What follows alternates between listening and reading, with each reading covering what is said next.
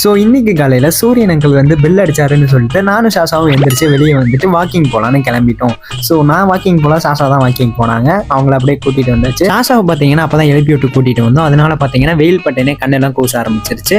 அதுக்கப்புறம் சீவி விடலான்னு கூட்டிகிட்டு வந்துட்டோம். நம்ம சாசாவுக்கு பார்த்தீங்கன்னா டெய்லியுமே சீவி விடணும். ஸோ அதுக்குன்னு ஒரு சீப்பை பெட் ஷாப்லேருந்து வாங்கிட்டு வந்தாச்சு.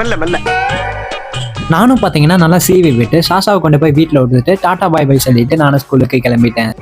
ஈவினிங் வந்து பார்த்தா சாசா வீட்டில் தனியாக விளையாண்டுட்டு இருந்தாங்க. சரி நான் கூட்டிட்டு மேலே வந்துட்டு அது கூட விளையாடலான்னு வந்தாச்சு. சாசா ஏன் இப்படி முழிக்கிறாங்கன்னு பார்த்தீங்கன்னா அவங்களுக்கு இதுதான் புது பிளேஸ். ஸோ அதனால சுற்றி பார்த்துட்டு இருந்தாங்க. ஈவினிங் கிளைமேட்டும் நல்லா இருந்ததுனால சாசா கூட விளையாடலான்னு ஆரம்பிச்சாச்சு. ஆனா அவங்க ஏன் கூட விளையாடல, அவங்க பாட்டுக்கு தனியா விளையாண்டுட்டு இருந்தாங்க. புதுசா ஒரு இடத்த பார்த்தா போதும், இவங்க பார்த்தீங்கன்னா சுற்றி என்னெல்லாம் இருக்கு அப்படின்னு நோட்டீஸ் பண்ணிட்டு அப்படியே ஒரு ரவுண்ட் அடிச்சுட்டு இருந்தாங்க.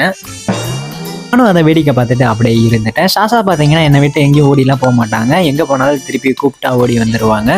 ஸோ அதனால நானும் நம்பி என்ன பண்ணுதுன்னு பார்த்துட்டு இருந்தேன். அப்புறம் போதும்ட்டு கீழே கூட்டிகிட்டு வந்தாச்சு. கீழே வந்து பார்த்தா எங்கள் அம்மா வந்து பூ கட்டிட்டு இருந்தாங்க. அதை பார்த்து சாசா ஏதோ வினோதமாக ஏதோ பண்ணுறாங்க அப்படின்னு நினச்சிட்டு இருந்திருக்கும் போல.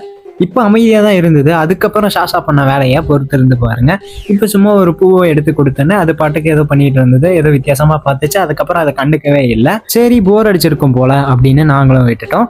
அதுக்கப்புறம் வேற விஷயத்த நோட்டீஸ் பண்ணுச்சு. எங்க அம்மா பூ கட்டிட்டு இருக்கும் போது பாத்தீங்கன்னா அந்த நூல் இருந்தது. அதை பிடிச்சி தொங்கி விளையாண்டுட்டு சேட்டெல்லாம் பண்ணிட்டு இருந்தாங்க.